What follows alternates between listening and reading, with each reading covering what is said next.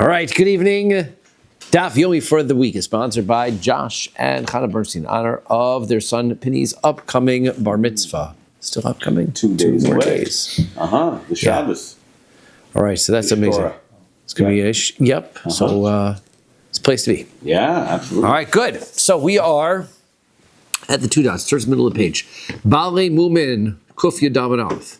Balei Mumin, Oso V'Espino. So we said that there were some examples of that if you slaughter outside an animal that is mum, that is going to heal, or you have the pigeons that are too young, right? But they're going to eventually grow up and become eligible, but you slaughter them before that. Also, if you have an animal and its offspring. So all of those are circumstances, since they're not valid for being brought as korbanos right now. The Chacham say you're not liable if you slaughter them outside. But Rabbi Shimon has his disagreement. He says there's a aveira, a losase. He says that you violate if you slaughter them rather than waiting for them to become eligible. So the first question the Gemara wants to deal with is, why don't we need 3 examples of the same idea? Something is prohibited right now, but it will become eligible. We get the idea. The answer is, I need all 3 cases. The Tana, Balei Mumin, if you told me about Balei Mumin, Mishum de Meisi, maybe the reason why they wouldn't be eligible to be, even though they're going to be eligible in the future, the reason why I'm not liable right now is because they're a disgrace for the Mizbeach. Therefore, I'm not liable if I bring them outside. Aval Torin, but the birds, de lo mi'isi, there's nothing disgraceful about them. They're just a little young. So, Ema, de modula Rabbi Shimon, they might agree with Rabbi Shimon that it's going to be a violation of prohibition if you bring them. V'itana, mishum de lo chazu, v'idchu. V'itana Torin, if you're going to tell me that the birds, because mishum de lo chazi v'idchu. That's because they were never yet permissible, right? There's not old enough yet. Aval Balei Mumin, but the ones with blemishes, they were originally acceptable. Then they got a blemish. So therefore, Ema Mo de Modele Rabbi Shimon Rabbanan, maybe Rabbi Shimon would agree with the Rabbanan that they should not be eligible. And you're not liable for a losase. V'tanahani tarti, if I have both of these cases, mishum de psula de gufaihu. The prohibition, the problem is in the animal itself, right? It's too young, it has a blemish. Aval osov espino, but the problem of an animal and his offspring being brought on the same day, depsula me'alma kasila. It's the prohibition has nothing with the animal. The animal's fine. It just happens to be that its mother was offered on the same day. So Ema, Module Rabbanon, Rabbi Shimon, maybe the Rabbanon would agree with Rabbi Shimon that there would be a prohibition of shchutei chutz, because there's nothing actually wrong with this animal. So Tzricha, therefore, it tells me all 3 cases to say that under all circumstances you are not going to be liable for shchutei chutz. Shai Rabbi Shimon Omer, then Rabbi Shimon says that you are liable. There's a losase. My time Rabbi Shimon. Why does Rabbi Shimon say that? So Amar Rabbi Ilah, Amar Reish Lakish, Rabbi Yosef Reish Lakish, Damar Kra. The losase is like this. Los hasun kasher kachosher nachnu osim po hayom, that the pasuk says that when they get into Eretz Yisrael, Moshe Rabbeinu says you're not supposed to do like everything that you do right now. And the Chachamim were like this. Amar Moshe Yisrael. Moshe is telling the Jewish people, Ki alisu la'aretz, when you get to Eretz Yisrael, yesharos takrivu, chovos lo takrivu. The ones that you're supposed to bring, the yesharos, those are the ones that a person decides he wants to bring or he doesn't want to bring. The ones that are pledges, somebody wants to donate or does not want to donate. So then those you're going to be able to bring on a bama. But those that are obligatory, like a chatos or an asham, you cannot bring those.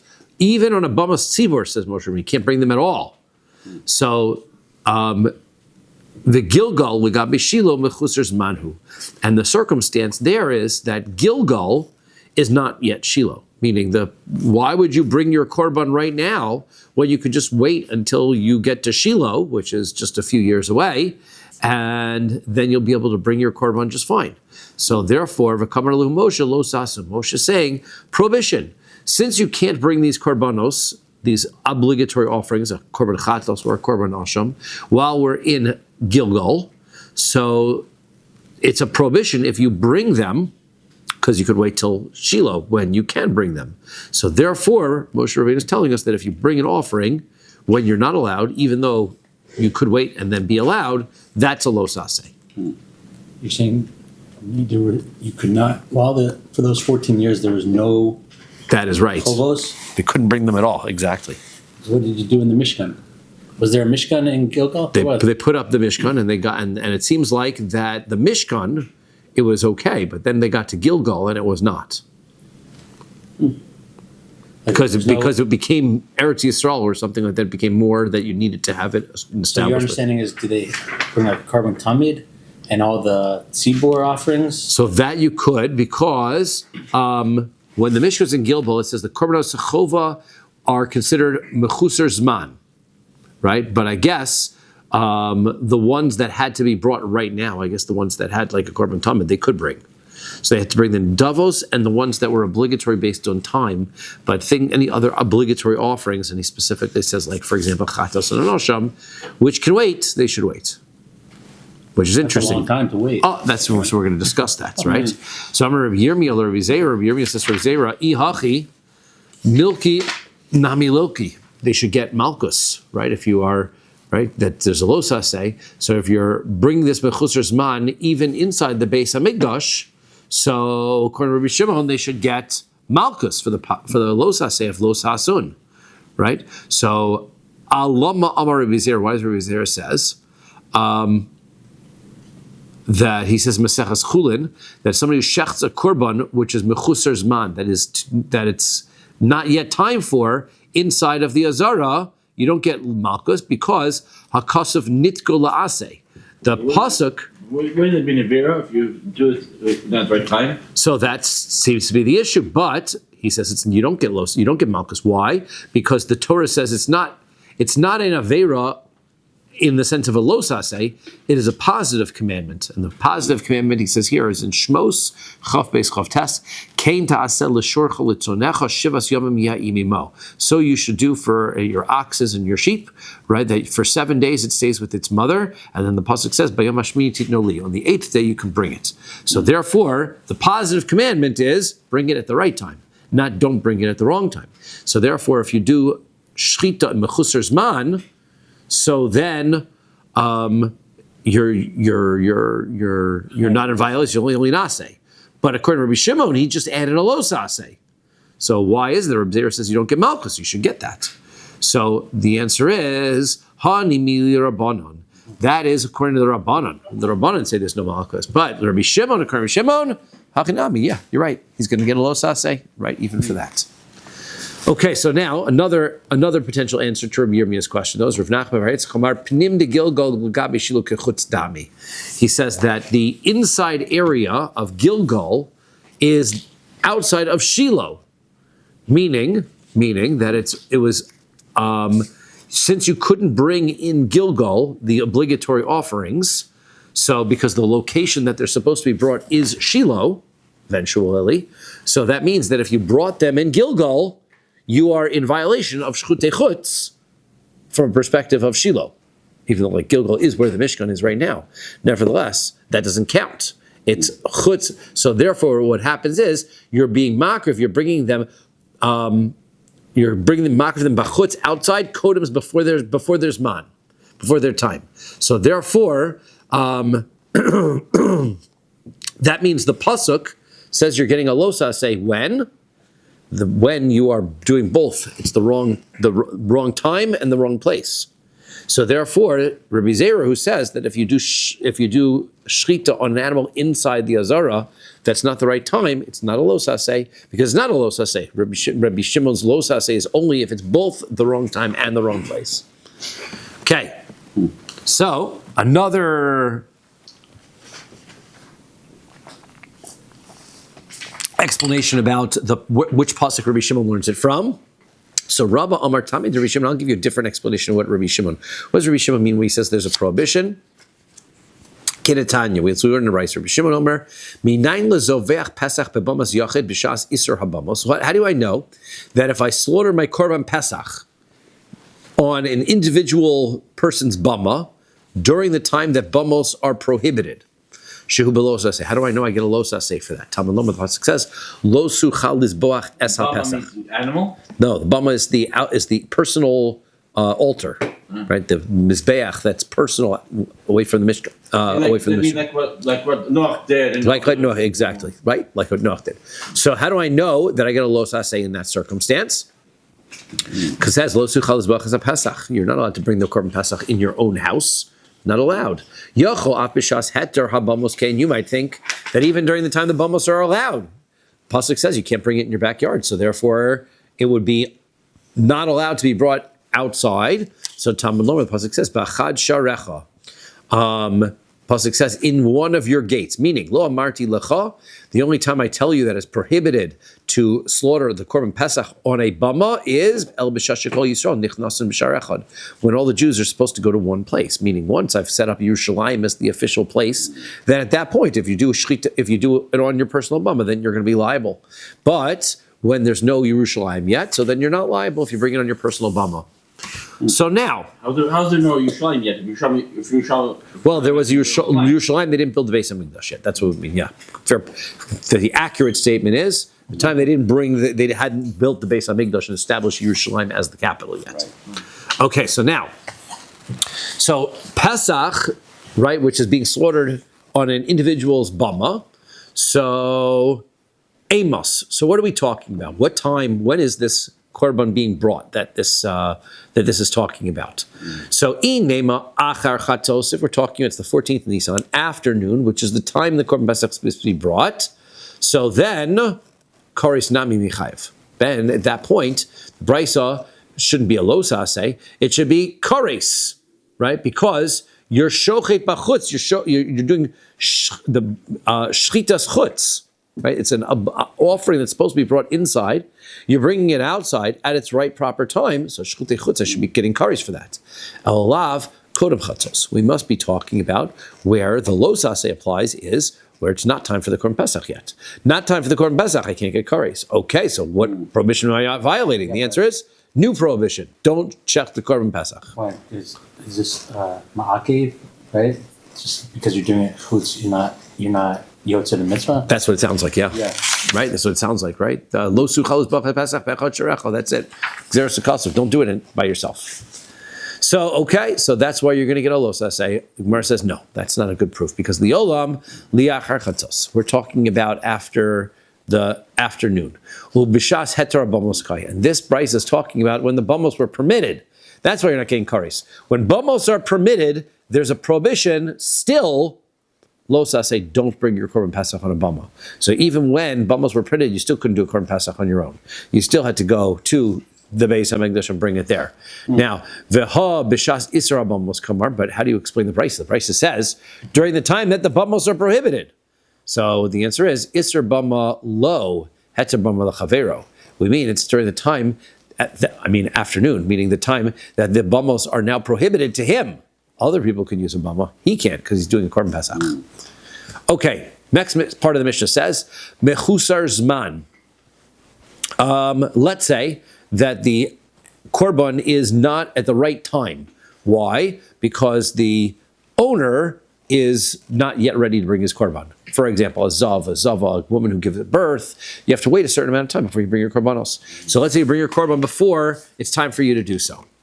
So it says that the Mishnah says that if you brought their chatas, so their asham, bachutz, right, you're pater, and Rabbi Shimon said, and so therefore, Rabbi Shimon said you're chayev, right? So the honey b'nei asham wasn't doing. The Gemara's question is, but time out. Most of these cases, a zava, and a yoledes, right, they bring an olah and they bring a chatas. They don't bring an asham. So why is the Mishnah saying that if they bring their asham at the wrong time? What asham are you talking about? So Amar Zeiri says Tni mitzora bahadayu. You got to throw the word mitzora in there. The mitzora is another person who has to wait 7 days, and so therefore he's got to bring his olah, his chatos, and his asham as well. So if he brings his asham too early, that's when it's not going to be he's not going to be liable for shchutei chutz. Okay, then we'd say. Oloseham v'shal meham. Then it says if the zava and the yoledas, if they slaughter their olos and their shlomim bachutz, they're going to be chayav kares. Why? Because an olah and a shlomim is a offering that you could bring inside, even though it's the wrong time for this guy. theoretically, I could go inside and bring an ola and a shlamim because olos and shlamim can be donations, and I can bring them at any time. So the first question is, Vani b'nei shlamim minhu, a zav and a zava and a yoletis. We just said bring a chatas and an ola. They don't bring a shlamim. So what are you talking about a shlamim? So Rav Sheshes Tani Nazir. Rav Sheshes says, you got to add the word Nazir in there. Nazir has to bring a korban shlamim as part of his korbanos, and that's who we're talking when we talk about the shlamim. Now, if you look at the Mishnah, the word mitzora does appear, but the word Nazir does not appear. So the question is why? So Zeiri kavua tanai.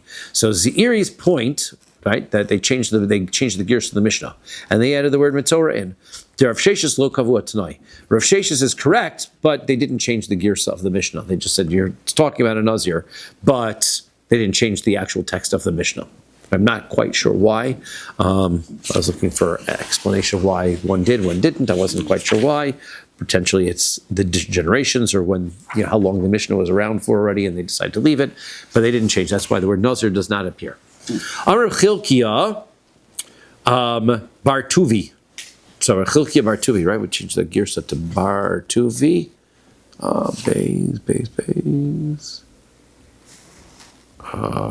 Chilkiah Bar Tuvi, yeah. So Chilkiah Bar Tuvi says, Lo shanu ella lishmo. Okay, so now, the Mishnah says that if I have a mitzora, korban that the mitzora has to bring, and you're slaughtering this asham too early, so if I do that outside, I'm not chayev, because it's before the zman, and therefore it wouldn't be eligible inside, hence there's no shchutei chutz problem. Now, he says, here's a paradox. The Gemara at the very beginning, 110, 112 pages ago, said that if I take my asham and I slaughter it for the sake of the wrong korban, it's valid, right? We did 110 pages ago? Yes. That was when we first started. That is correct. That's what I meant. Except back in the day. Or something, right? According, except Rabbi Lazar, right? Rabbi Lazar says, excellent, good memory, because we're going to bring that up in a second. Okay. Only one of the Chazarim. So he says, right, if you were to bring this korban asham shelo lishmo, let's say I brought my asham, it's not the right time for it. So I walk into the Beis HaMikdash, I take my asham, and I'd say, this here is an olah. So what happens? Says the Gemara, it was kosher now. So if I did this asham for the sake of an asham, it would be too early, so it would be not valid. But if I do it for an olah, now it becomes kosher. So therefore, if I do shchutei chutz, if I'm outside, I do it for the sake of the correct korban, it doesn't work. But if I do it for the wrong korban, now I'm chayev shchutei chutz. Right? A little paradoxical. Right? Since I could have brought it shelo lishmo b'fnim, I'm going to be chayev. If that's true, so then lishmo nami chayev. So even if you bring it lishmo, even if I bring it for the sake of the asham, it should be fine. Why? Hol v'roi l'shelo lishmo b'fnim. Because what's the difference? I could have brought this korban inside and made it valid by saying it's an olah. Instead, I did it as an asham. So what's the difference? It's the same korban, same animal. The answer is no. Big difference. Boy akira. You have to change it, right? You have to change it from an asham into something else in order to make it eligible. Okay, Masiv Rav Huna says, I got a problem with that logic. How do you have a korban that if you do it right, it's bad, and if you do it wrong, it's better? Right? That doesn't make any sense. It's like reverse psychology. Yes. Velo, what are you talking about? We don't have such a thing? Veharei Pasach. What about the Korban Pasach? Bishar Yimul Sashon, if you bring your Korban Pasach on every other day, other than the afternoon of the 14th of Nisan, De'eno kosher, and you say it's a Korban Pasach, it's not valid, lishmo, for the sake of a Korban Pasach. However, the kosher shelo lishmo, if I say this Korban Pasach is a shlamim, then it's fine. So a korban, generally speaking, is better if you do it wrong. So the answer is no. Pesach b'shar yemos hashana shlomim ninu. That's not the same thing, because a korban Pesach is a shlomim. Those are synonymous. They just change forms of shlomim, I guess. Right? Korban Pesach is sort of a shlomim already, and asham and olah are two different korbanos altogether. So it still is a little bit weird. Now we don't knock off Chilkiah bar Tuvi, but we see it's a little bit strange. Okay, so now let's try to support this position though. Lema Misayel, let's say the following supports him. Yochel, says the Brisa. Yochel Shani Motzi Af Olas Mechusar Zman Bebalim. So from the pasuk that says El Pesach Ol Moed, right? You have to bring them to the Ol Moed. I might think that if I were to, let's say I have an ola that is, the owner is not yet ready to bring this korban ola, like this zav, zava, the yoledes. So if I do the shchutei chutz, I might think I'm not liable. Why? Because it says it has to be brought to the Oel Moed. It's not eligible to be brought to the Oel Moed. It's too early. Also, the Asham Nazir, Asham Mitzorah, also the same thing by an Asham Nazir and an Asham Mitzorah. So Talmud Lomar, therefore it says, Shor mikol makom, kasav mikol makom, eis mikol makom. Extra words, shor, kasav, o, eis, to tell me that despite the fact that it's too early, like our Mishnah said, if I bring my ola too early, it's fine anyway, because it still could have been brought as a nadava, as a gift korban. Hence, shchutei chutz I'm still chayav for by the ola. And the same thing with this asham. For some reason, the asham that we're talking about, the nazir and the asham for the mitzorah, despite the fact that it's ineligible for a reason that we have not yet discussed, if I bring it outside, I'm going to be liable. Now, viluchata shaira. Now, just pointing out, ola is that's the case, asham that's the case, but not a chatos. If whatever this case is, that the asham, that if I bring it inside, it's not valid, but I bring it b'shchutei chutz outside, I am liable for it. It's not the same rule by a chatos. So, mabayaskino, what are we dealing with here? Ilema bismano. If we're talking about a regular asham, that is the regular time to bring it. Okay, my iriya asham afilu chatas nami. So then, what is the reason why by the korban asham you'd be chayav by shchutei chutz and a chatas not? It's a perfectly eligible korban asham. It's the right time for it, and so if I bring it inside, I'd be okay. If I bring it outside, I'd be liable. Same thing by the korban chatos. So that's not the case. Ella shalol izmano. We must be bringing an asham too early, right? It's not the right time for it yet. Now ubamai. Now, what is the circumstance that which korban is he bringing it for? If I bring it for the sake of an asham am I chayav? Then why would you be liable by shchutei chutz? I brought an ineligible korban outside. I'm not chayav for it. El alav shalol lishmo must be that it's our case that Chilkiah bar Tubi is saying that if I brought my asham and I did it not for the sake of an asham, turns into an ola. Therefore, if I bring it outside, I am liable. Which, by the way, is not the case by a chatos, because if a chatos I bring it shalol lishmo, it becomes ineligible altogether anyway. So asham becomes eligible shalol b'shalom, and that's why it's shchutei chutz am chayiv, but not a chatos. And now that's a good explanation for our brisa. So no, that necessarily doesn't prove anything, because liolam, this could be bismano v'shalo lishmo. We could be bringing the korban during its right time. We're bringing it shalo lishmo, right? So we're bringing an asham for the sake of an ola, or a chatos for the sake of an ola. And Rabbi Eliezer, this is Rabbi Eliezer's opinion. To Amar makshin asham lechatos. He says an asham and a chatos have the same rules. Therefore, this asham, it was the right time for it, but I decided to walk in and go, this asham's an olah, so according to Rabbi Eliezer, it is now invalid. Well, if it's invalid, so then why is it that I'm chayav shchutei chutz for it? So the answer is because if you would have brought it without changing it into the wrong korban, it would have been kosher. So says Rabbi Eliezer, right? He's of the controversial viewpoint that if it would have been brought correctly inside, now I'm chayav shchutei chutz, even if I bring it incorrectly. Now, if that's the case, it's the same rule by a chatas and asham. So we're back to the question: why is chatas not listed in the brisa and asham is Tana tofel vehu adin ikar? The Tana brings the asham case because then you know for sure that's the case by the chatas as well. But if you're learning this brisa according to Rabbi using it Rabbi Eliezer Shita, there really is it's really talking about a chatas as well. Okay, so this brisa doesn't prove anything. We have two ways of interpreting it.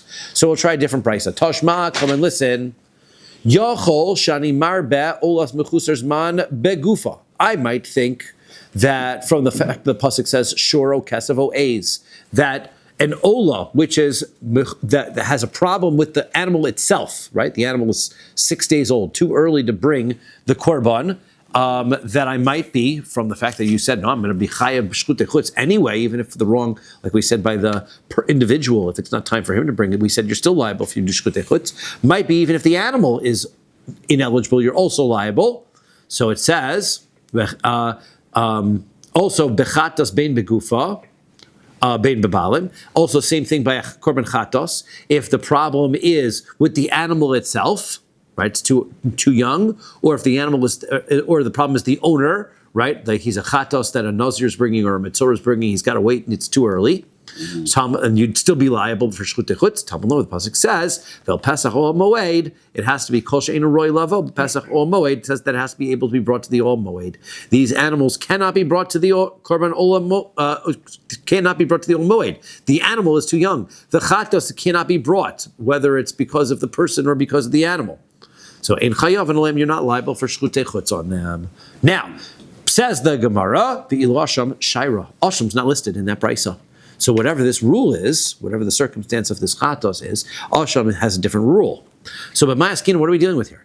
Ilema lishmo, if we're saying that you brought the chatos for the sake of a chatos, so then Asham nami lifterei. So then you should be not liable, it should be the same. Why would there be a difference between a chatos and Asham? Just like a chatos, it's not the right time, so it's ineligible. Therefore you're not eligible shchutei chutz. Same thing by an Asham. You're not eligible shchutei chutz. Elav shelo lishmo.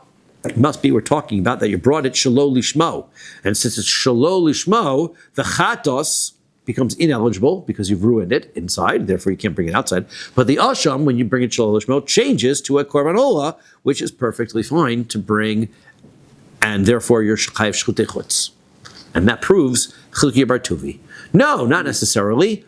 The olam shelo lishmo. No, what's going on here is this is the old shelo lishmo case. You bring the korban for the wrong purpose, and so your issue was why is a chatos different than the asham? The chatos is ineligible, and asham as well. Rabbi Eliezer, this is Rabbi Eliezer's opinion. Demakish asham and chatos. He says no, it's like an asham, it's like a chatos, it's the same. So Tana Iker v'kol shekein litofel, but it only mentions the main rule. It talks about the chatos. We would derive from that also the asham. So also this brisa doesn't prove it. Now we're going to bring another brisa that sounds very similar to the brisa we just brought, and we'll explain that there's a reason why we're bringing it in a moment again. Toshma, come and listen. Another proof. Dechi also Rav Dimi. When Rav Dimi came from Eretz Yisrael to Bavel, Amar, he said like this: Tana debei levo. We have a brisa that was taught in the Beis Medrash of Rabbi Levoy. Yachol shani motzi af olas mechusar zman mebalin. I might think that I'm also going to exempt from the Pasuk Pasach Moed, that I'm going to exempt from the obligation of Shchutei Chutz. If it is, this is like the first price that we had, when the owner is not yet ready to bring it, like for example, a Yoletus, it's too early, she hasn't waited enough time. Also an Asham Nazir and Asham Mitzorah, same rule by an Asham Nazir and Asham Mitzorah. So then it says, no, then the brisa continues. It says, no, you're not. You're not going to be. You're going to be liable anyway for shchutei chutz because it is. Because what do you call it? Because it's. O kesef o a's from the word kesef a's, and sure. So we're going to include them in any event. Then we said, why isn't chatas listed? We said, proves Chilkiya's opinion. Then we said, no, it's Rabbi Elazar's opinion, and it's the same rule. Okay, so it's the same, my Talmuda. So why are we going through this exact same thing? It's the exact same brisa all over again. So Ravina says, so my Talmuda, where do we know that we're going to learn that they're not ineligible for shchutei chutz from the pasuk El Pesach Ol Moed. Ravina explains, sure, mikom makom kesef, mikom eis, mikom makom, as we had learned before, from the word sure, kesef or eis. Now, the Gemara says, hi, my rumya, what's the question? Kedamart, we already answered this question. We already had this brisa, is almost the exact same brisa. We already explained it like Rabbi Elazar Shita. So Rav Nachman says, no, I'll tell you why, because you can't use the answer that you gave before. Your answer was that it was Rabbi Eliezer Shita. We can't do that because Mishum Derami, because we have the following brisa, and we compared and contrasted the two brisas. How do you compare and contrast something? You have to say they're dealing in the same case. And we said, Detana debei Rabbi Eloi, Levoy, Adatani Levi. We're going to contrast this brisa from the yeshiva of Levoy to this brisa of Levi. Now, there are some opinions that hold Levoy and Levi are the same person. Hence, what you're really doing is saying these are two statements of the same guy. Therefore, they must agree with each other, and therefore you can't explain that the first brisa is different than the case of the other one. So, either way, Asham Nazir v'Asham, it says like this. Levi, it says that Levi said, Asham Nazir v'Asham Mitzorah. If you have an Asham Nazir and Asham Mitzorah, Sheshachton Shalo Lishman. If you shech them Shalo Lishma, they're ksherin v'lo alubam lishum chova. They are kosher, but they don't work for their owners. Shechatan mechusar zman bebalim. If you slaughter them, and it's not the right time for the owners. O shahayu b'nei shtei shanim. Or we're talking about the sheep of an Asham, and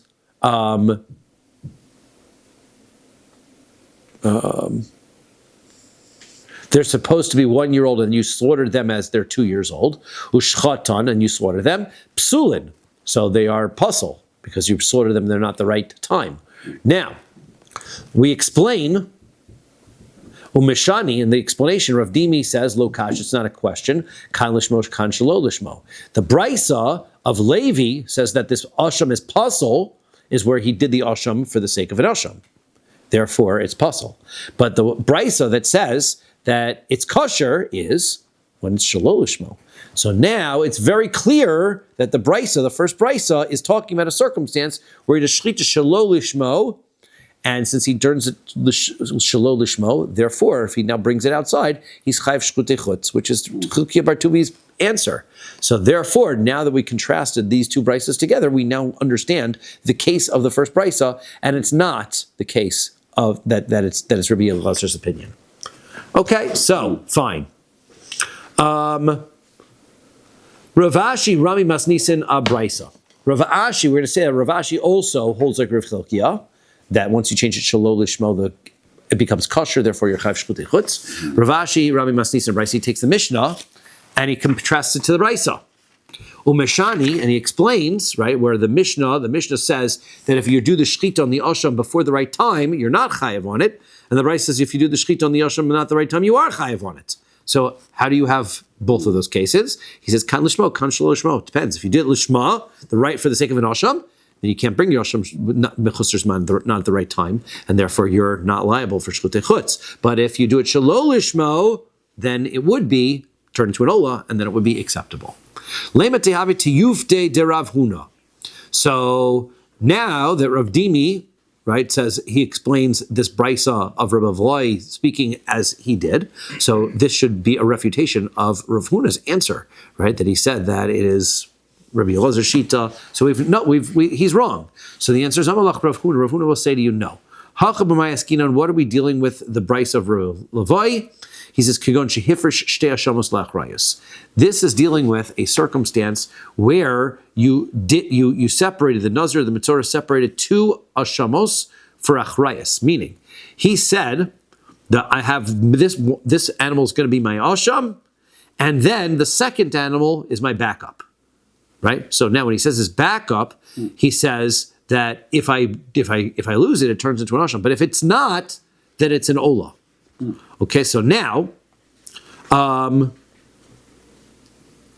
he slaughtered one of them, chutz lizmano, outside, and that circumstance, that one was roi, that one was acceptable inside, because dechad minayhu meikara olahi. So he says that one of them turns into an ola from the first place. So since it's an ola in the first place, if you do it shchutei chutz, so therefore was eligible to be brought inside as an ola, hence you're liable bachutz. Even though despite it's not a question of that it's shelo lishmo that changed it, it's the fact that from the outset, that was how the korban was set up. Kid Rav Huna Amar Rav. Okay. Did I skip some? Okay, good. Kid Rav Huna Amar Rav, like Rav Huna says in Rav, the Amar Rav Huna Amar Rav, Asham shenitak l're'iyah, shchatostam kosher le'ola. He says that if I have this asham, and it is an asham shenitak l're'iyah, meaning I have an asham, it's a duplicate asham for the same offense, for the same issue. If it's a duplicate asham, you shouldn't use a chatas, no, or ola? So it should turn into an ola, but you've got to let it go to pasture and get a blemish first. So if you didn't, and you just shechted it, it is kosher as an ola, right? It already has a quasi din of an ola on it already. Therefore, if you did shchutei chutz, you would be liable. Okay, says the next mission. So the next part of the Mishnah. Hamala mibsar chatos.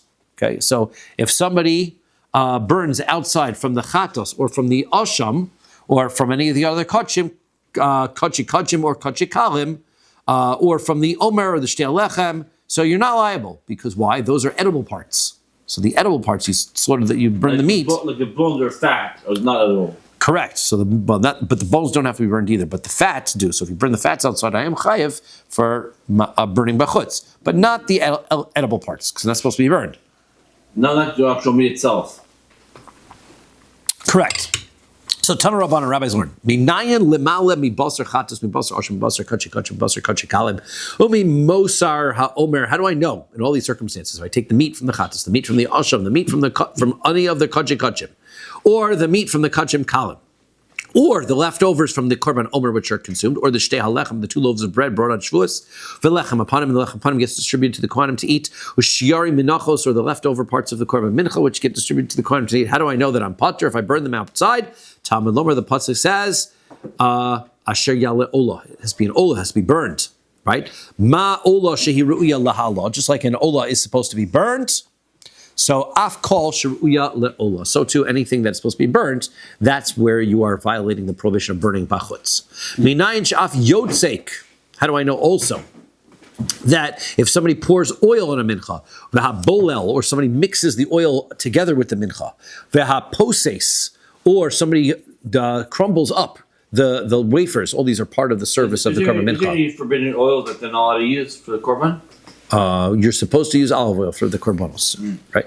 Everything else is forbidden, basically. That's the olive oil is when you use. V'hamoleach, also if you salt the kmitza, or v'hamein if you wave it, v'hamagish, you bring it close to the mizbeach, v'hamasader, if somebody puts the lechem upon him on the shulchan, v'hametiv esaneros, or cleans out the candles of the menorah, the kometz, or one performs kamitz of the mincha v'kabel bachutz, and where he catches it throws it into a utensil, all outside shepater, you are exempt. None of those are prohibited actions to do outside. Talmud Lomer, the pasuk says, asher yaleh ola o zavach, that which is brought up as an ola or another korban. Ma ha'ala shehi gemar avoda, just like burning is prohibited because that's the end of the service. That's the last thing that's done with the fats. So avkol shehu gemar avoda. Also, only end parts of the service are the parts that you're chayav for doing bachutz. These are all stages, things that you do as part of bringing your korban. So therefore, since it's all part of the stages of bringing the korban, that's where it is a what do you call it? That's where it is not a problem of shchutei chutz, because there's just stages in bringing it. Only the final action, right, the burning itself or the throwing of the blood, that's where you're chai b'chutz. Okay, then the Mishnah says, Ad shelo hukam hamishkan. So until the Mishkan was put up, so the bringing of the korbanos were done. The korbanos were done by the bechoros. That's what it says. The bechoros are supposed to do that. What's the source for the fact that the bechoros were doing before the kohanim? Yosef Rav Huna bar Rav Katina kami Rav Chisda v'kakari. So Rav Huna bar Rav Katina, he was sitting before Rav Chisda, and he read the following pasuk, which is talking about the korbanos that they brought before Matan Torah. It says, "Vayishlachas narei bnei Yisrael." They sent the na'arim of bnei Yisrael, and they brought all the korbanos. So the Clokus, right?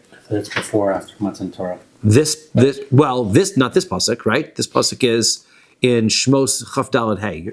This isn't Yisro's korbanos, right? Yisro's we said was a machlokes, but these korbanos are actually the korbanos as they're getting ready to go up Har Sinai. The Narim of Bnei Yisrael brought them. So Amar Le Rav Huna said to Rav Chisda, Hachi Amar Ravasi. Ravasi says, Upasku. This was the last time, right? The bechoros came. They brought the korbanos. Because they were, and then Matan Torah came, and the Torah said the Kohanim take over, and that was it. That was the end of the Bechoros service. Now there's a few months between Matan Torah and the bringing of the Mishkan. So the question is, according to this Shita, once Matan Torah came along, no more Bechoros. However, according to the other Shita, we see that once the Bechoros were still eligible until Aaron and his sons took over, which wasn't until the Mishkan was put up in Nisan. So that's going to be our argument. Savar la'osuve mimas Nisan. So they wanted to say, right? They wanted to ask this against him from our Mishnah, right? Because our Mishnah says the Bechoros were eligible until the Mishkan was put up, not not Matan Torah. But nothing happened in between those two things anyway. So that's a good question. Theoretically, you could be bringing korbanos in between. There theoretically could have been korbanos, right? I don't know that there's any korban that is explicitly said in the Torah that they would have brought, right? Because they were commanded to bring korban the korban tamid, right? Matan Torah. Were they bringing the korban tamid every day on a Good question. So not 100% sure which korbanos we're talking about, but theoretically the bechoros were eligible. So, the Kabar says, Mishmei Rav Ada Barav, in the name of Rav Ada Barava, Ola Shekruva Yisrael Midbar. The Ola, well, here's an example, right? The Ola they brought in the Midbar, which was on the 5th of Sivan, right? Eina Teuna Hefshit V'nituach. So that one was they were preparing for Vav Sivan, which is the day of Matan Torah, which is actually Zayin Sivan, but they were preparing for it on the 6th of Sivan. So that korban ola did not require the skin to be removed, did not have to be cut up either. They threw the whole thing on. So Osve, Brisa, so they asked a question against Rav Huna from a Brisa. Deshavya bekuluhu. Which will contradict these two statements. Titania. We learn in Brisa. Achla hukama Mishnah hamishkan. Before they put up the Mishkan, habamos mutaros. The bamos were still mutter. In the midbar, right after Matan Torah, the bamos were still mutter. Va'avoda bebechoros, and the bechoros were still doing the korbanos. Va'kol ksherin lahakriv. Anyone was able to bring korbanos. Behema chaya va'of. Zecharim and nekevas. All animals were eligible for being brought. Behemas, chayas, ophos, birds. Even though we don't, once the Mishkan was put up, chayos are not brought as korbanos anymore. Why you don't do chayos anymore? Because the pasuk tells us which korbanos we're supposed to bring. You're supposed to bring this para. You're supposed to bring par, this aiz, right? There's no deer korban, right? But before that, you were able to bring whichever you wanted. Tamiminu bali mumin, whether they had a blemish or not. Aval lo tmein. But not non-kosher animals. Non-kosher animals they couldn't bring. V'akol karvu olos. But everything was brought as an ola. Everything was always an ola. No shlamim. The ola shekrivi yisroba midbar 2.5 shefini tuach. And the ola, this is the second contradiction, right? The ola that they brought in the midbar needed to have this skinned and need to be cut up. V'nochrim bisman hazeh. Now the non-Jews nowadays, Rishon Lasos came. They could still do it, right? Because the Mishkan wasn't applicable to them, so they were never prohibited from bringing these korbanos. A non-Jew theoretically could still bring korbanos. So how is it that on the one hand we said the bechoros are ineligible for Matan Torah, and the other one says bechoros can keep serving until they put up the Mishkan? One says that they never had to skin or cut up a ola. The other one says they did. So the answer is Tanaihi. This is a machlokas Tanoim about this. The Tanya we learn in a brisa. V'gama kohanim hanigo Hashem al Hashem yiskadoshu. It says in Shmos that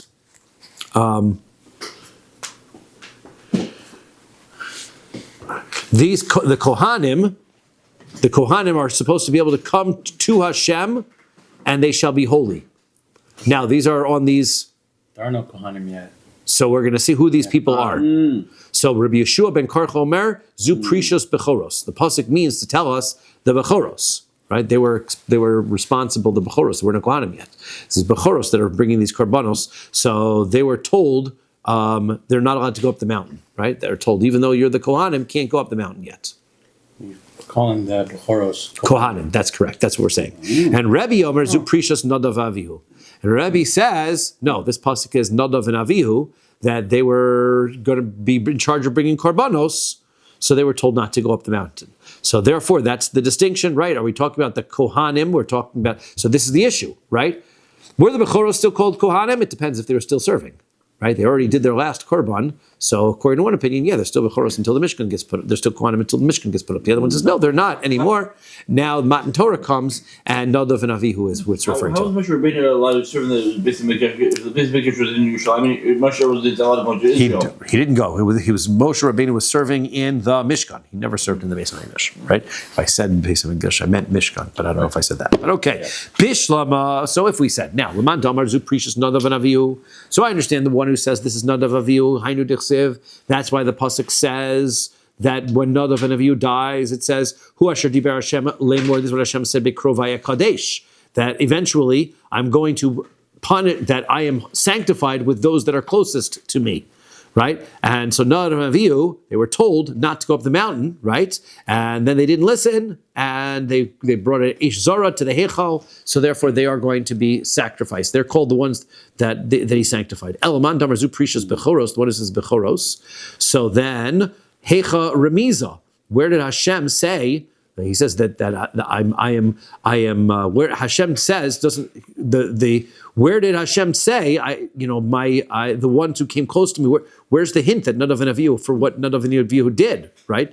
So where did he hint that Nadav and Avihu would die? So Dechsev, the pasuk says, "V'no'adati shama livnei Yisrael v'nikdash bichvodi."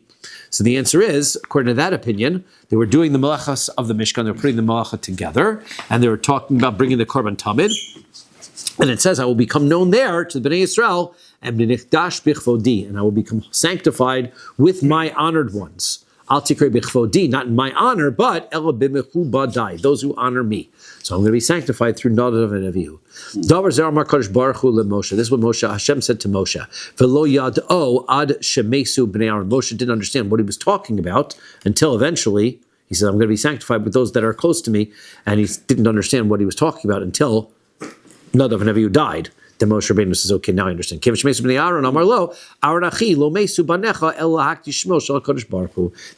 Rabbeinu turns to Aaron and says, Hashem told me this would happen, and I didn't know what he meant, but this is a sanctification of Hashem. Since Aaron then was comforted by the fact that his children were those that are most honored to Hashem, Shasak v'kibel sachar. He stayed quiet, didn't complain about it, and he received a reward. It says by Yidom Aaron was silent. That's also says by David Melech. Dom la Hashem v'yischolelo. He was silent to Hashem. Means afal pi shemapil l'chachalalim chalalim achtok. Right, even though their corpses are falling around you, you stay quiet and don't complain about it, and you're going to get your schar for receiving Hashem's consequences with love. V'chein b'shlomo, also Shlomo, same thing. Who Omer says, Eis lachashos ve'eis ledaber. There's a time to be quiet and a time to speak.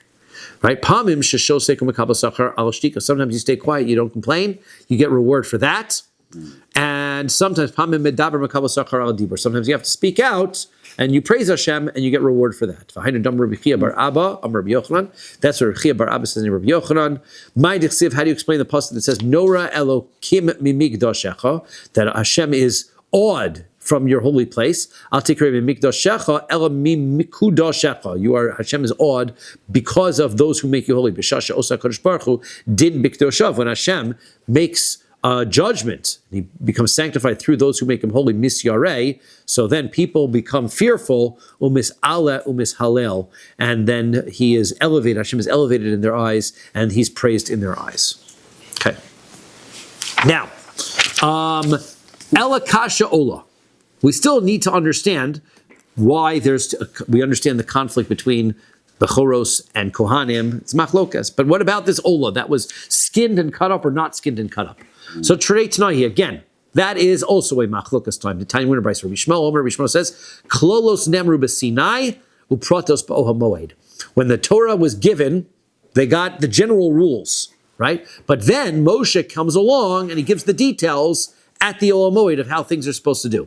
So therefore, by Matan Torah, right, it just says the rules, Mizbeach al Damot Aseli, and bring the Korbanos and all of those things. And then, he didn't tell him the details, like you're supposed to skin the animal or cut it up. That didn't come until later when he got to the Oha Moed. So then they found out later. And that's why they only did it later. Rabbi Akiva Omer, no, Klalos upratos, Nasr Nemru b'Sinai. At Har Sinai, they got everything. They got all the details of every halacha. V'nishnu bo'ol moed, and then they were repeated at the Oha Moed. V'nishtalshu barvos moav, and then the whole thing was repeated again when they were a third time when they were coming in barvos on the plains of Moab before they got into Eretz Yisrael. So therefore, they must have done the Ola the same way because they were told how to do it the proper way. Amar Mar. Okay, now Mar says Hakok Shir and Lahakriv. So he says that before the Mishkan was put up, all animals were kosher to be brought. Minoni, how do I know that? Damar Rav Huna, Damar Kra. Rav Huna says, the pasuk says, Vayiven Noach mizbeach laHashem. Noach brought an altar to Hashem. Vayikach mikol behema tahora mikol ovator. He brought all of the kosher animals, 7 of each type. Why? Behema, kimash. Why did he do that? Because they were all kosher. They could be brought as korbanos. So therefore he had to bring extras. So behema, kimashmo, animal, the domesticated animals, that's like it says. Chaya, they were also able to bring chayos because bechlal behema, that was included in the animals and birds, as it says. And then it says zechara munekevos, male and female, tamim minu balim women, whether they had a blemish or not. Lafuke mechus or aver delo. The only thing that Bnei Noach can't bring is if there's missing a limb. And we had discussed that, right? That missing a limb by a bird, by Baal Mum, there's no problem by a bird of a Baal Mum, but missing a limb is a problem, right? So missing a limb is going to be a problem anyway. Why? Damar Rabbi Elazar. Rabbi Elazar says, Minayim mechusar aver she nesar livnei Noach. How do I know that by missing a limb, the Bnei Noach are also not allowed to bring it as a karban? Tamalomer, it says, Mikol chai, Mikol basar, everything that's alive from everything of the flesh. So what does that mean? All the living things that are of the flesh. Amra Torah have behemoth shechayin roshei varin means bring an animal that all of its flesh is alive, has all of its functioning limbs. The dilma limiti treifa. Maybe the pasuk is just telling me that it has to be a non-treifa animal. So ahu milichayos zeranafka. That comes from a different pasuk. That comes from the fact that it says that the animals have to be able to produce offspring. So hanichal damar treifa eina yoledes. That's fine according to the opinion that says, we'll see this in Maseches Chulin. Are treifa animals able to have offspring? They can't live for very long, but are they able to reproduce? I'd say no. So there's a machlokas on that. But according to Luman Damar Treifa Yoledes, according to the opinion who disagrees with Yehuda, and says that that they are able to give birth. Ma'ik lamemer, how are you going to learn that from the pasuk that they're supposed to be giving birth? Since the pasuk says you're supposed to bring all of these animals to the table to the teva with you. Bedomin Non-kosher is 2, kosher animals are 7. That is correct. So they have to be with you. They have to be the ones that are similar to you. So therefore, they can't be treifa animals. It's odd machlokas.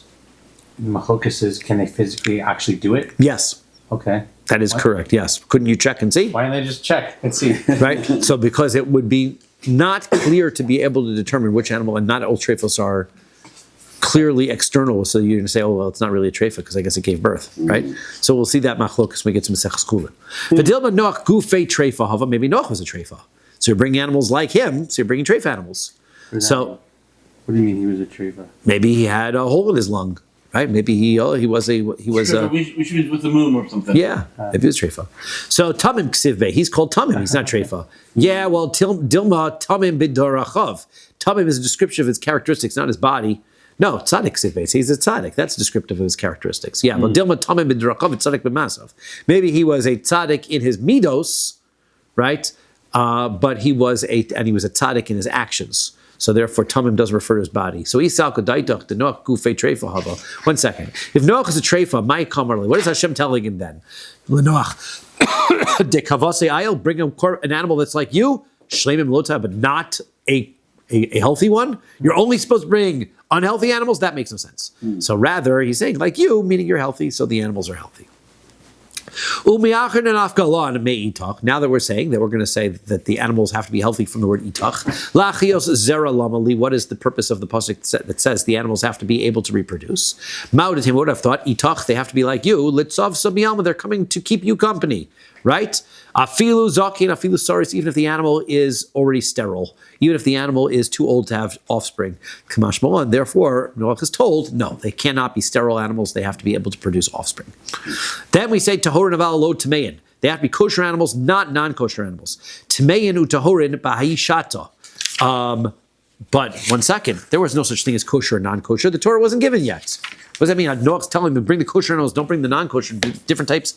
So I'm Rav Shmuel bar Nachmani and Rav Yonasan. So Shmuel bar Nachmani said Rav Yonasan, Me'osan, we changed gears to Sha'asid and Litah here, the ones that are going to be considered kosher later on. That's what it means. Mina Havayodi. How does he know which ones are kosher, which ones are not kosher? Keder Rav Chisda, like Rav Chisda says, Damar Rav Chisda, Haviron Lifnei Teva, all the animals walked in front of the Teva, Kol Teva Kol Taso, anything that the Teva accepted them, Biyadua shehu tahor. That's how Noach knew they were kosher, right? The teva had a magical whatever, it's like a sensor, kosher sensor. Eina teva kol tasan. If the teva was not going to accept them, biyadua shein tamim, then they know they're not kosher. Rabbi Avoa, Rabbi Avoa says, the pasuk says, "Va'ba'im zachar unekeva." Then Rabbi Yavo says the animals came male and female. Haboy and me'alehin. They came by themselves, right? So therefore, that's how you know which ones were kosher. All the appropriate amounts came by themselves. Amar Mar. Then we said by the brisa of Hakol Karvu Olos, before the Mishkan, everything that was brought was an Olah. Olos in Shlomim lo, they're bringing Olos but not Shlomim. Vaksiv pasuk says Vayiz bechu Zevachim Shlomim la Hashem parim. They were bringing the Shlomim by the Matan Torah. Ella ema Hakol Karvu Olos v'liv Noach. So Hakol Karvu Olos. So rather, what we're going to explain the brisa to mean.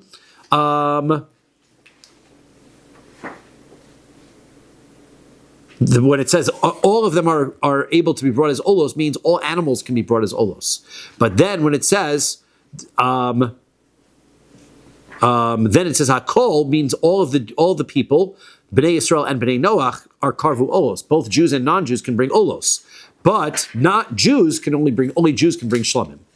That's what it's trying to tell us. From Matan Torah on, Jews were permitted to bring shlomim. Non-Jews were never able to bring shlomim. If Noach olos in shlomim lo, right? So that's what. But non-Jews are always able to bring olos. They can never bring a shlomim. Keman damar lo karvu shlomim b'nei Noach. That is according to the opinion that says that the b'nei Noach never bring a shlomim. De itmar, as we said, Rabbi Elazar, Rabbi Yossi, Rechnina. Rabbi Elazar and Rechnina said, Chad amar karvu shlomim b'nei Noach. V'chad amar lo karvu. One says the Bnei Noach were able to bring shlomim, and one says not. My time in the man damar karvu shlomim b'nei Noach. So why does it matter what it is? Whether you can eat it or not. Or well, you can eat it or not. Nice. Can you eat your korban? So my time demand karvu shlomim b'nei Noach. Why does the person who says they were able to? Where does he get that from? The pasuk says by Hevel. V'Hevel levi gamhu mi bechoros tzono umechel vehen. That Hevel brought from his firstborn animals and from their fats, meaning Ezuhu davar shechelvo karev legabe mezbeach vein kulo karev legabe mezbeach. He was burning the fats on the mezbeach, but not the entire animal. So what kind of korban is that? Haveyomer zeshlamim. If you bring the fats, that's not really a kosher korban. He's burning the fats, right? He's eating the meat, so it's a kosher korban. That's a shlamim. That's what Hevel was bringing. Hevel was bringing a shlamim. My time in the mandamar lo karva. What according to the opinion says they were not bringing. Who says that? The pasuk says, "Uri tzafon boy teman." Wake up those who are in the north and come to the south. Tisnoyer uma shemasa b'tzafon. The nation that can only bring their korbanos in the north. Those are non-Jews because they bring olos, and olos are always slaughtered in the north. V'tavo. Then come to the Melech Mashiach, who is the Ummah, the nation, Shemaseh b'tzafon u'b'dorim, who can bring korbanos in the north and the south, because we can bring kalmim like shlomim and eat them. Umar nami haksiv umechel vehen. So 1 second, how does that opinion think that? How do they understand why Hevel was bringing korbanos? Mishmanehem didhu, meaning he was bringing the fattest ones. He wasn't bringing the fats of the animals; he was bringing the fat animals. Umar nami yaksiv uri tzafon, wake up from the north and come to the south. Hahu. Could it be a problem bringing the fattest animals for korban? Could it be a problem on its own? That is not a problem. That's a good thing, right? Bringing the good animals are the ones that Hevel was credited for being able to bring. Haksiv uri tzafon, wake up in the north. Hahu bekibbutz golios hudichsiv. That means the northern Jews, that people who are exiled to the north, will come back south to Eretz Yisrael. That's what's talking about over there.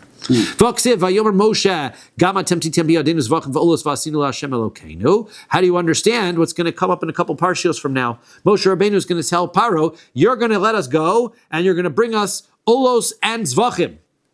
So, what is zvachim? The olos, we understand, the zvachim are shlamim. So, zvachim la'achila, olos la'krava. He means, zvachim, bring us animals, we're going to have some lunch. So you're going to give us some animals so we can have some lunch, and olos for korbanos. How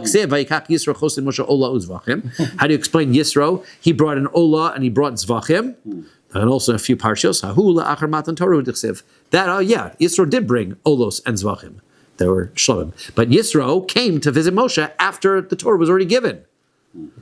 So, Hani Chaman da Amar Yisro Achar Matan Torah Haya. They remind you for go 5 more minutes. Is that okay? Sure. All right, well, why not? Turn the page and we can catch up from what we didn't do yesterday, right? Yeah. Right? Hani Chaman da Amar Yisro Achar Matan Torah Haya. Fine, according to the opinion that says Yisro came after Matan Torah. It's a fun Gemara anyway. Came after Matan Torah. Elaman da Amar Yisro Kodem Matan Torah Haya. According to the one who says Yisro came before Matan Torah. Mayak Lamemar. Right? The pasuk. If you read Yisro comes, gives Moshe the ideas about the judgments, then he leaves, and then Matan Torah. So which is it? Did Yisro come before Matan Torah or after? So it's an argument. De Itmar, as we said, Bnei Rabbi Chiyav, Rabbi Yeshua ben Levi, Chad Amar Yisro Kodem Matan Torah. One says Yisro came before Matan Torah. The Chad Amar Yisro le'achar Matan Torah. Yisro came after Matan Torah, right? And that's right. Not sure whether the Torah is written in order. According to the opinion, Yisro was before Matan Torah. Kasavar Shlamim Bikrivu b'nei Noach. He holds that Yisro came and he brought Shlamim.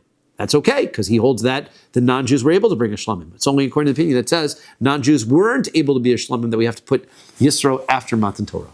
Tonight, here's the machlokus. Vayishma Yisro Kohen, Midyan Yisro, the Kohen of Midyan heard. Ma shmua shama oba, this is the Rashi, right? What is it that he heard? But his guy, or he came and he converted. Rabbi Yeshua says, Be'chemes Amalek shama. He heard about the war with Amalek. Sheriksiv B'tzido, right before that, it says, Vayachalosh Yoshua Amalek, V'Amalek Vicharav, Yoshua beat Amalek, all of a sudden Vayishma Yisro, and he comes. Rabbi Elazar Hamodoy says, Matan Torah Shamoba. He heard about Matan Torah. How did he hear about Matan Torah? Shekeshenitna Torah L'Yisrael. When Jewish people received the Torah, Haya Kol Holich Misofo Levat Sofo. Right, one of my favorite Gemaras. The voice of Hashem was going from one end of the world to the other. Everybody heard it. Everyone all over the world kept dying when you heard the voice. I don't know if they died, right? But it says they were shaking. Their whole palaces were shaking. Hashem had to do it by the Jews, right? Not by the non-Jews necessarily. So the Amru Shira, they started to sing. They started praise Hashem. Shenamar, as the pasuk says, Ubehechalo kulo umer kavod, as it says right in Tehillim, right? That in their palaces there was all of them. There was kavod. There was right, and every king they were singing the praises of Hashem. Niskabzukul made till Bilam Rush. They didn't know what was going on. Everything's shaking. Big earthquakes are going on. Voices, what's going on? So they all gathered. They went to Bilam. You're our prophet. Tell us what's going on. V'amrulo, they said to him, Makol ha'hamon asher shemanu. What is the whole hullabaloo? What are we hearing? So, Shema mabul ba'aliola. Maybe a flood is coming and the whole world is being destroyed. So he says, Hashem lamabul yashav. Right? That's same continuing on this paragraph, right? Next pasuk. Hashem said there's no more floods. So you don't have to worry about that. That's what's the rainbow. That is. So Amar Lehem, he says that Vayeshiv Hashem melech liolam. Right? Bilam says, right, Hashem, they said Hashem is forever the king. He's going to keep his promise. There's no floods. Kvar nishbar kodesh baruch hu she'enu mevi mabul liolam. You don't have to worry about a flood. There's no more floods. Amru lo, so they said to Bilam, mabul shel mayim, maybe he's not going to bring water. Aval mabul shel eish, maybe he's going to bring fire.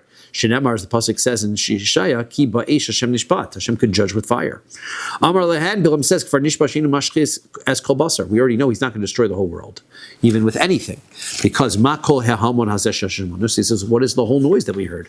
Amar Lemi says to him, Chem Tova, there is a pleasant gift that Hashem has, Yesh lo bebeis genazav, that he has in his hidden chambers.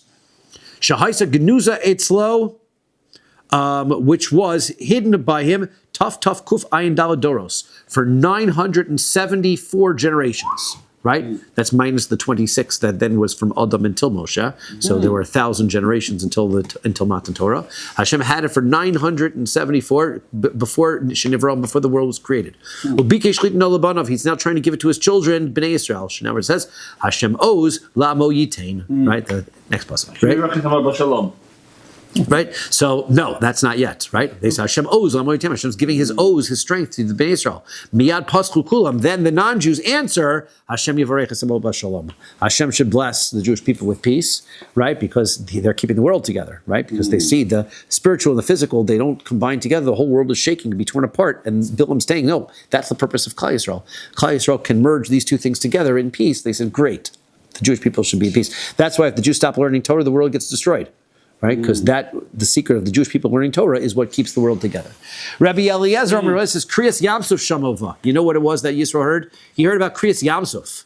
Then he came. Shenamar, the pasuk says, Vayikishma kol malchei Amori, when all of the members of the Amorites heard, so then they all became fearful, and their hearts melted, and they weren't able to stand up against the Jewish people. And so everybody had heard about this, so they're probably Yisro had heard about it as well, and that's when he came. Rashi skips the middle part, and I think he only I think so, right? First and third, right? I think so, right? That's he doesn't bring Matan Torah. Why? Yeah. Because Rashi, right, prefers to not explain that the Torah is out of order. if he can't avoid it. So therefore, the second explanation requires you to say it's out of order.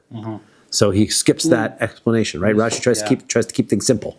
That's his job, right? So it's interesting which way Rashi learning Gemara. He said, okay, I'm not bringing that opinion because that's going to confuse everybody because you're reading the Torah and the Matan Torah doesn't happen until Revi. So Rashi is not for now.